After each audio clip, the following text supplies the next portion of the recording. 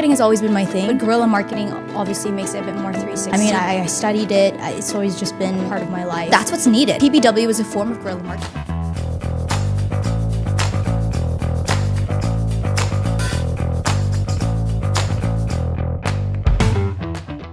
Today's guest is someone whose voice has powered some of the most dynamic spaces in media, from radio waves and sports sidelines to blockchain stages around the world. She's built a career rooted in bold storytelling and Web3 strategy. Aya de Quiros. So glad to finally have you here with us. I'm so excited to be here. You've got a lot to unpack. Yes. Market's crazy. It's been a while since we last saw each other, and we've pivoted more into Web3, so lots of conversations in between. Excellent. Yes. It's nice seeing you, Aya. So can you kindly introduce yourself to our audience, please? Yes, very PR answer. Hi, I'm Aya de Quiros. I am the founder of Zentify, a Web3 guerrilla marketing and PR consultancy and agency. I've also dived into radio, broadcasting, pretty much every iteration of media. And so the next step for me really was Web3, and here we are today. Excellent, excellent. So let's dive into that. Can you expound more about your company and how you decided to venture into that space, especially here in Dubai? Yes. So marketing has always been my thing. I mean, I studied it. It's always just been a part of my life. And I wanted to get into Web3 because the nerd in me just liked blockchain technology. And I said, okay, but every other guy has created an agency from his backyard in crypto. And Exactly. I tell myself, how do I make myself different? And so I spent an embarrassing amount of time asking people on LinkedIn, going to events, Wow. Respect. asking the stupid questions, everything, Respect. until I found this niche, which is guerrilla marketing and PR, which I felt like is just a surface that hasn't been scratched Exactly. Yes. or barely. And I think it aligns with the need for more Web 2 friendly sort of tactics. Web 3 is all fluff and big words, Exactly. and 80% to 90% of our market are non-crypto natives. Yes. So how do we speak in a language that they understand, that is fun, that is cool, and also doesn't make the Web 3 folks bored and keep us interested? So it kind of just merged together, and here we are with Zentify. So yeah. That's amazing. Wow, what an intro, huh? Ooh, that was good. That was one take. I'm joking. Yeah. So I think hearing that, it really roots from your history. You've also done a lot of media stuff, right? And you just did say guerrilla. And I think that's like the foundation of everything. I mean, with what you've been able to achieve, PBW, that was like 2 weeks back. That's just Shout like, right? That's the epitome, right? That's like you. Does that make sense? Thank So you. maybe for those who are also viewing, who have the same passion, you kind of share how you've been able to gather your thoughts to really push for this passion. What clicked? What like ignited everything inside to really push for this and align this with crypto? Because like crypto is, Right. it's pretty niche, especially from, let's say, coming from Asia. You know what I mean? Yeah. A lot of people don't really trust it. Yes. So maybe something about that. That'll be. Ooh, that's a lot. So how much time do we have, guys? I think for me, well, apart from Zentify, I'm still in front of the camera. My line is, I always say I work both in front and behind the camera. But guerrilla marketing obviously makes it a bit more 360. PBW was like my best homecoming. It was like, I can't believe it. I always said, now you can't pull me back to Manila unless you pay me to do something. They actually did. Full circle. That was full circle. Full circle it's the exact word. Going back to, as you said, I had family pull through there, and I'd always try to explain like crypto, blah, blah, blah. My mom would just never understand it until she went there, and she was just yapping about it after. She's like, it's the future. And I'm like, okay, relax. Someone get the iPad away or something, because she was so into it. And I think that's what's needed. The PBW is a form of guerrilla marketing, putting yourself out there, tangible things, making it understandable. So when you see something like that, you explain something supposedly so complicated in such an easy, fun way. My mom's a great example. But also guerrilla is also going back to traditional marketing. And oddly enough, I got into crypto because of my grandpa. No way. Okay. Shout out to my grandpa. I call him my Lola dad because he's basically like my dad. Okay. He read it from the newspaper. Right. And I've always been just like, nah, it's a scam, whatever. And for some reason, my conversation with him when he said he found out the newspaper was what reignited everything again. So it's again, everything sort of coming together, and I don't know, it built that. That's pretty crazy. Yeah. Okay, lots of touch points. Let's say, Yes. I want to know more about that conversation with your Lolo dad. Yes. How did that come about, and what was that article, or like what did he see? I hate this because it was like right before the peak. It was like right before COVID. Okay. And I think at that time, I think both Ethereum and Solana did quite well. Mm-hmm. And he said it at a time where the price was so low, I could have made retirement money off of that. Right. But that was sort of like the second shift. And there is, you know, the debate of saying that crypto is dead and the last time it was alive was during that time. Exactly, yeah. So when he said that, I just look back and he was just telling me, like, you should invest, you should do this. And I'm like, but you've always been very traditional and kept with your money and you didn't really, I don't know, like, but when he said it, I'm like, wait, if my, at that time it was like 70, 80. I'm like, if the 70, 80-year-old is telling me to get into this, I'm like, what am I not doing right? Yeah, I should do, you know? So yeah, that was a funny conversation. And now he's sort of like, I told you so. That's and amazing. I'm like, yeah, I'm working on it. I'm trying to work back to making gains from that. So. That's a really cool founding story from, and I'm sure he's like super proud of you with what you've been able to, you know, achieve. Do you share experiences or let's say achievements from time to time with him, and how does he take it? You know, in your point of view, you know, like he's someone like that sparked it, but then in his point of view, you're someone who's building your career, right? Out of that conversation that you guys had. I don't think he would have expected you to build like a career out of, you know what I mean? Yeah. But either way, he is most likely really proud, right? He so is. let's do this. Let's make it exciting. Why don't we, your thoughts on the situation, then let's give a shout out to your Lolo dad. What's up? Yes. All right, let's do that. Yeah. Actually, I feel like my entire life is just making him proud because I'm such a excellent. daddy's girl. In fact, I always say I feel like I was raised as a boy because I was very boyish, like had car collections, like those tiny car collections. He built me a motor, a mountain bike and stuff. So we would watch sports, and I bring this up because of BetFi, right? And our shared, you know, passion for gaming, and I'll get to the gaming thing in a bit. But I got into courtside reporting before I got into marketing because of him, because we would always watch like on TV, and you know, we would have like insights, we'd trash talk on players. And I'm like, wait, but I could do this on cam, and he could be watching me, and I could be on TV. Yeah. So he's always influenced pretty much everything I've done. And so, yeah, I think it was just very natural, I guess, for me to follow his advice once again. And that's sort of how it occurred, how it happened. Amazing. Shout out to, what's this? Hey, Dad. Thank you for raising me to be the toughie that I am. Trying to make more money for you. Let's go. Amen. Let's go. Amen. I love G. Yeah. That was nice. I understand that the agenda of PBW is to basically, Captain Cheska, she says, it's not sell crypto or anything. It's like sell the Philippines, right? There's so much in store for the Filipino people in terms of not just blockchain, but the people, hospitality, and all these things.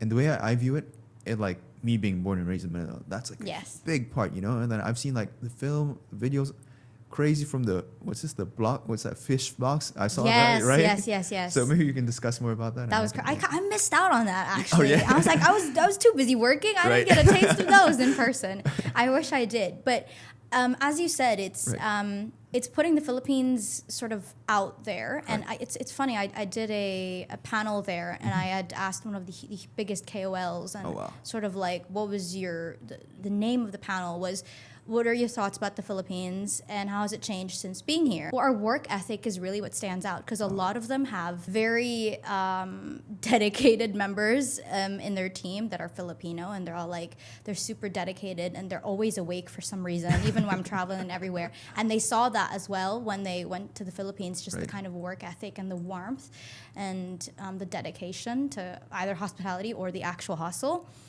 So that's sort of a similar thing. But in terms of the industry, big part is gaming. So I'll leave that to you after. Big part is gaming and payments, and how they're saying we're mobile first, right? And I know this, like, we're mobile first. We love gaming. They were like, we can merge both of those. We've seen that with Axie Infinity. We've seen that with a lot of different successful ones before. We were always like 70%, 80% the biggest audiences in consuming or in putting a lot of traffic into that game or into that app or into that product.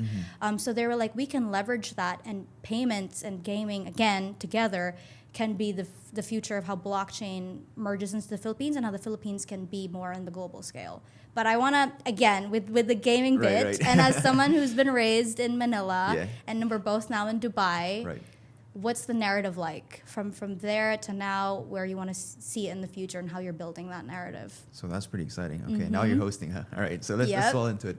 Dubai, it's pretty exciting. It's like the way I see it, the foundations of the United States and the legislations of Singapore, they basically made a baby, and then that's Dubai. Yes. Dubai has a lot of attributes because number one, it's a kingdom.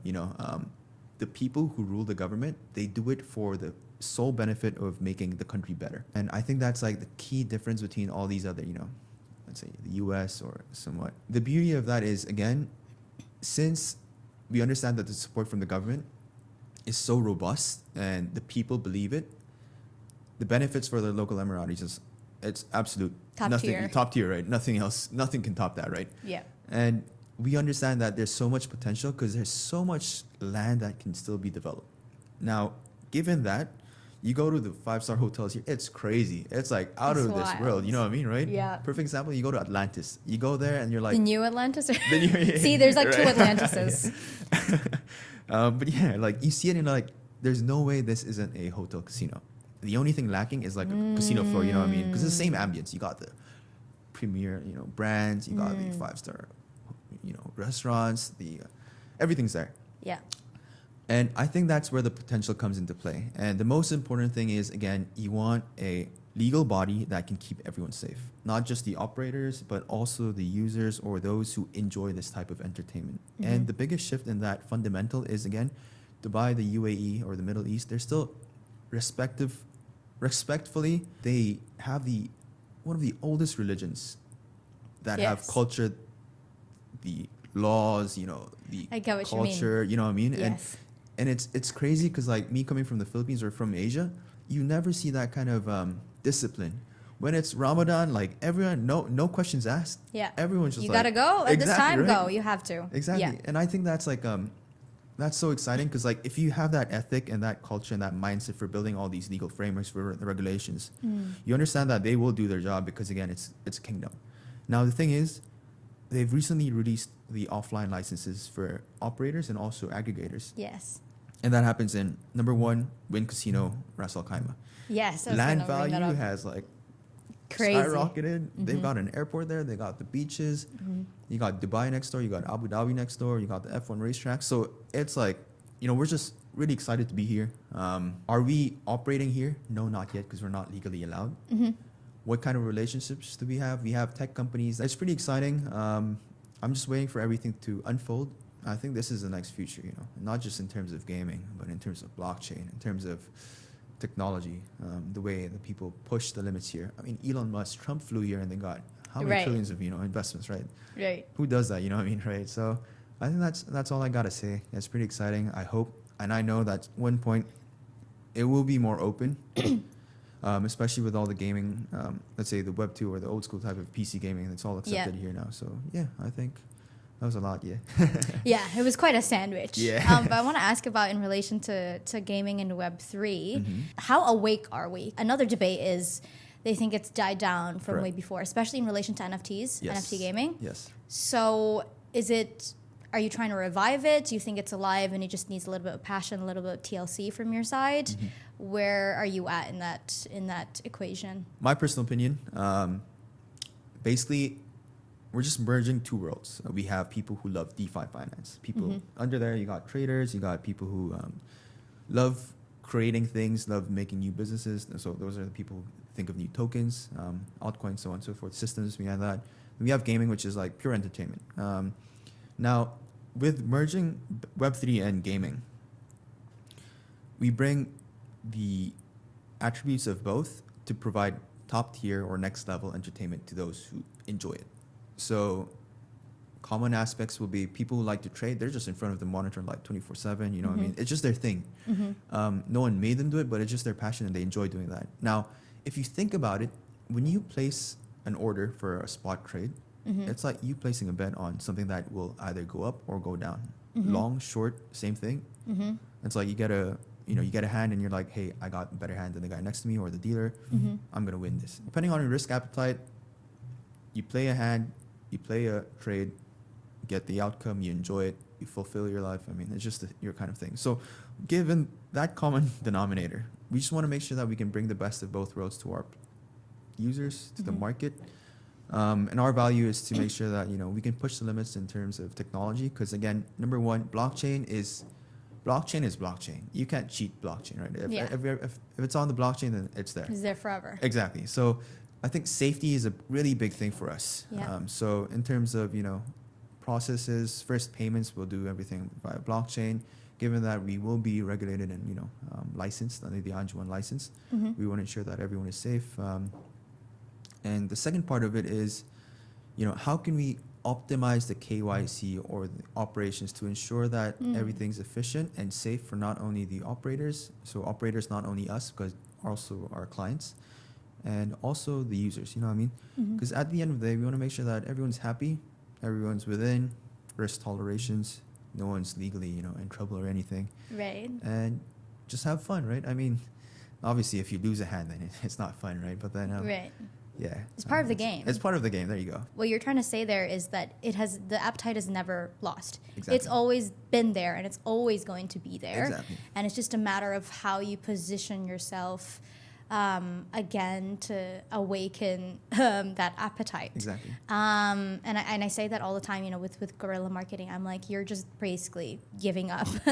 But there is such a big audience for that, especially. Exactly, yes. Everyone loves to game. Everyone loves a big chance. One of the big narratives that we have or that we've been having is the super cycle of meme coins, which is a very similar I mean, psychologists, I don't know, but from a psychological sort of behavioral standpoint, it's very similar to how gaming and maybe even betting, could work to a certain degree, but obviously there's still a lot of technical analysis there. So I think it's always been a big playing field that's always welcomed people, and yeah, it's just a matter of us building it from whatever timeline we'd like. What about you? Personal preference?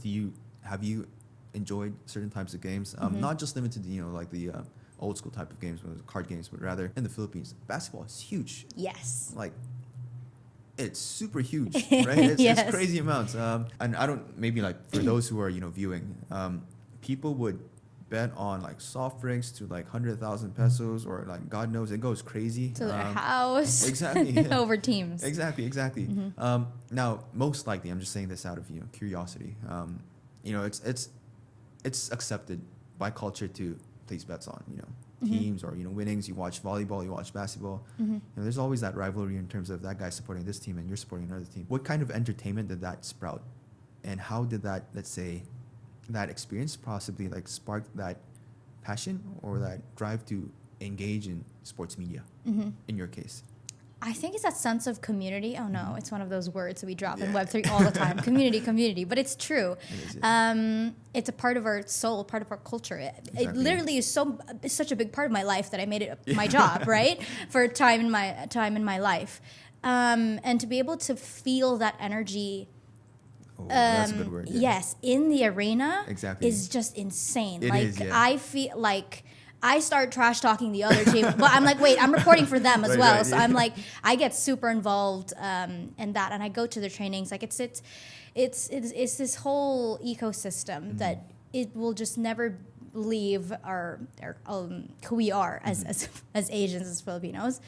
And yeah, that has sort of sparked me doing courtside.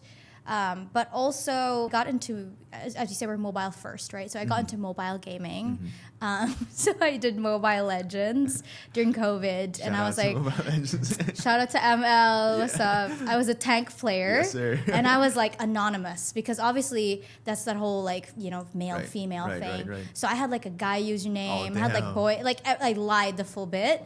And then I was like a tank player. I would never talk. I would never use the mic. Yeah.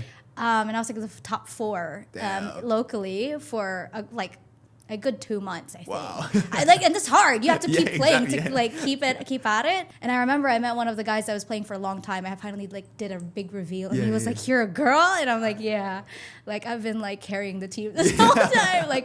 After a couple of weeks of us, months actually of us playing. But again, back to the attitude or aptitude that we have for gaming. Whether it's in the street, whether it's making your job, watching it on TV, or just from your mobile phone, it's something that will never escape us. And again, that's a great narrative to play out in the future in relation to blockchain technology and to Web3 and crypto. Let's talk about, let's say, your role in this industry. Okay, so it's more like it's pretty insane. I'll just put it out there. Conversation that sparked with your Lola dad. from doing sports media, coming to Yes. Dubai, you live by yourself here. Is that correct? Yes. That's crazy as well. Fully independent. Right? Shout out to myself. Damn.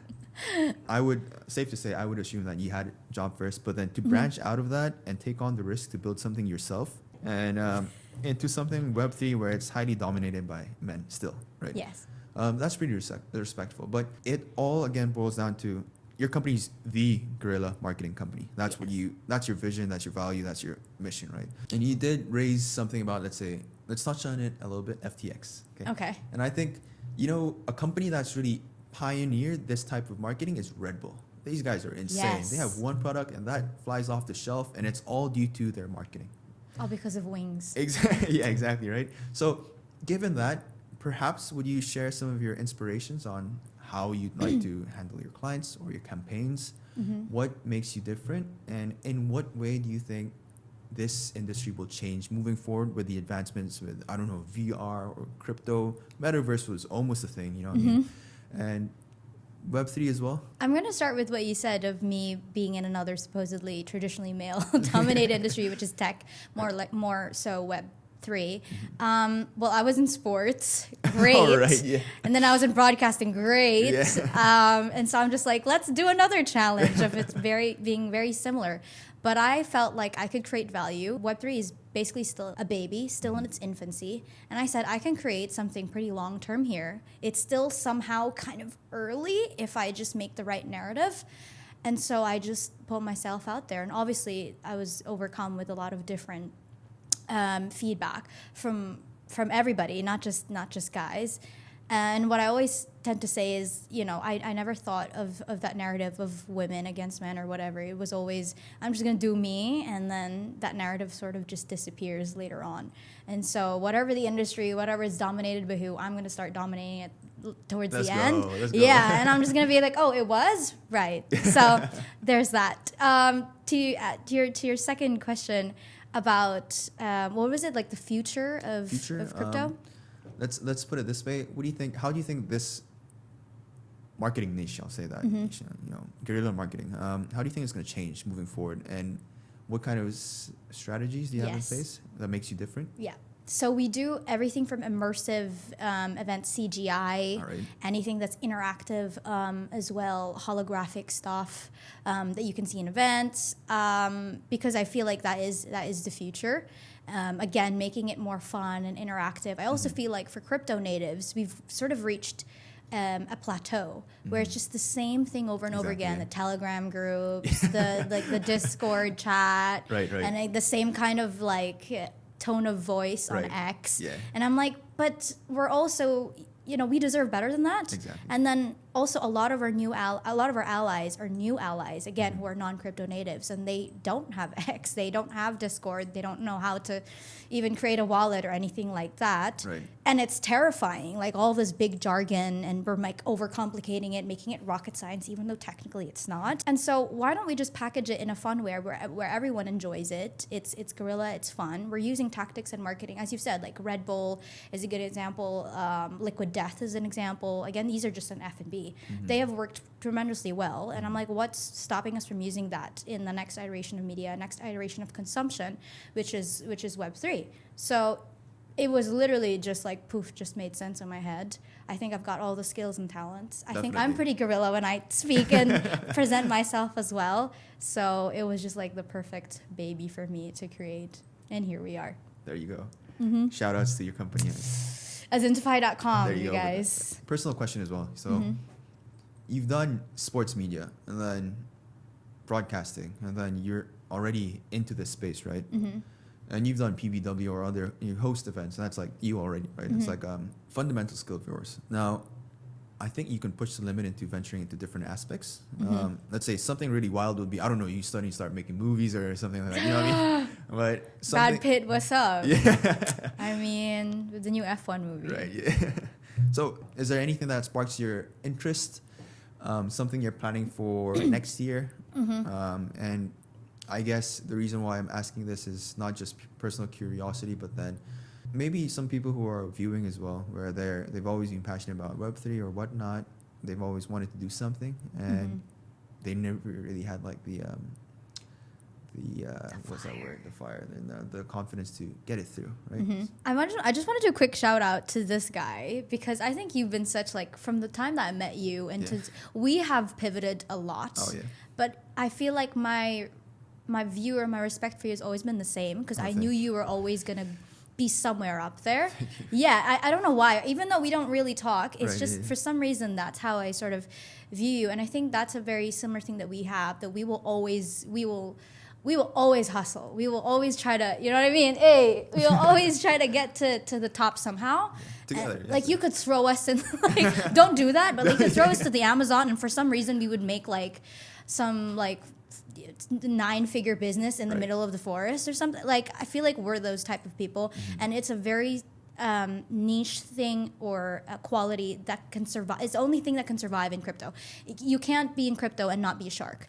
And so it's always pivoting, always doing this. And I also think people in crypto are an amalgamation of the different things that they've done before. And so that's why I'm sort of a shout out. I'm launching this thing called the Eclectic Life. Oh, wow. Sort of like a program or a course wherein it is, crypto marketing, but also looking at things like your destiny matrix, things pulling skills and things from your previous experiences from your past in order to be like, okay, where am I at today, and I can get this and that and this and that. It's never just one thing, because a big thing that I'm getting is that why don't you just fit in one box? And I'm like, why? When the world is abundant and I can be everywhere all at once. And so the Eclectic Life, that is what's next.